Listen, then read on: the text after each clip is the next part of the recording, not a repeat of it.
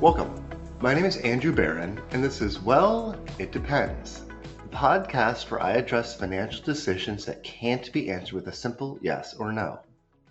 This episode of Well, It Depends will continue our Career Blueprint series, where we discuss some of the goals, challenges, and trade-offs that different professions exhibit over a career.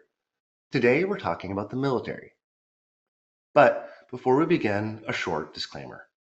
This is being recorded on August 19th, 2025. The contents of this podcast are strictly for informational purposes only, and nothing said should be taken as investment, tax, or legal advice. It is important to consult with a professional before making any financial decisions, as the strategies discussed may not be suitable for you specifically. Why do people choose this career? For many, serving in the military is about more than just a job. It's service, purpose, and belonging to something bigger than yourself. But financially, the military is also unique. Unlike most careers, it combines steady but modest pay with substantial benefits. Benefits that can be life-changing if maximized. After 20 years of active duty, service members can retire with a lifetime pension, sometimes starting by their late 30s or early 40s.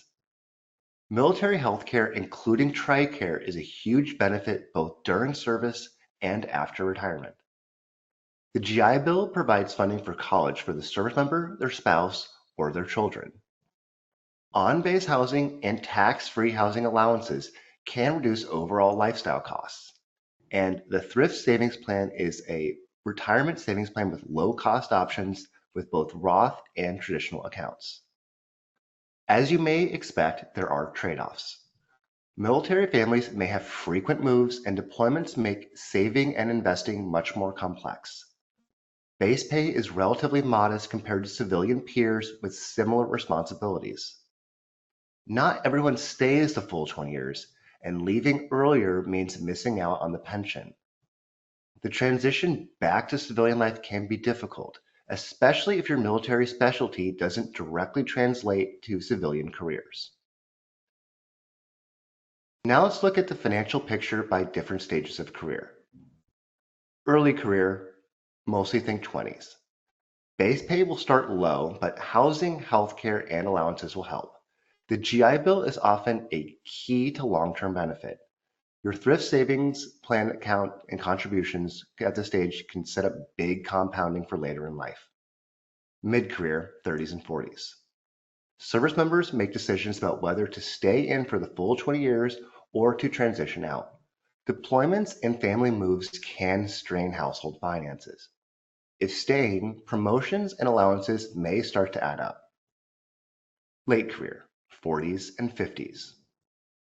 Those who stay the full 20 plus years retire with a pension that can replace between 40 and 60% of their pay. Retired service members often start a second career in the civilian world, meaning they may have two incomes for one lifetime. The healthcare and pension benefits create significant stability compared to most retirees. Now let's walk through some examples. Example 1, James, the lifer. James enlists right at 18 and stays for 22 years. He retires at 40 with a pension, Tricare healthcare, and a well-funded TSP.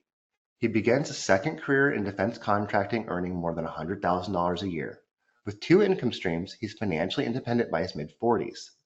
The lesson here is committing to the full career can create wealth far beyond the regular military paycheck. Example 2. Maria, the short-timer who planned.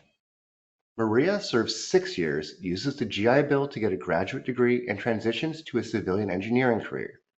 She leaves without a pension, but she's debt-free, and by 35, she's well ahead of her peers who took out student loans.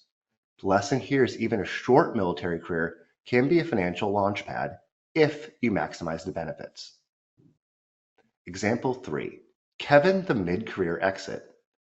Kevin serves for 12 years, then transitions out. He doesn't qualify for a pension, and the move overall disrupts his career path. It takes years to catch up in the civilian market. The lesson here is the toughest financial outcome often comes from leaving just short of the pension window. Now let's look at key levers for some financial families. Maximizing the GI Bill, it's worth more than 6 figures if you really consider the transition back to civilian life.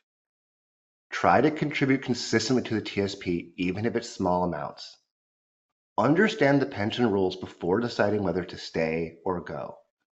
Be cautious about lifestyle creep. Allowances and deployments can mask real expenses. Plan early for the civilian transition, whether at year 4 or year 20. To recap, so how should someone in the military save? Well, it depends. It depends on whether you serve 4 or 20 years. It depends on how you use your benefits, whether you maximize the thrift savings plan, and how you manage the transition to civilian life. Military service can be one of the strongest financial foundations out there, but only if you recognize the trade-offs and then plan intentionally.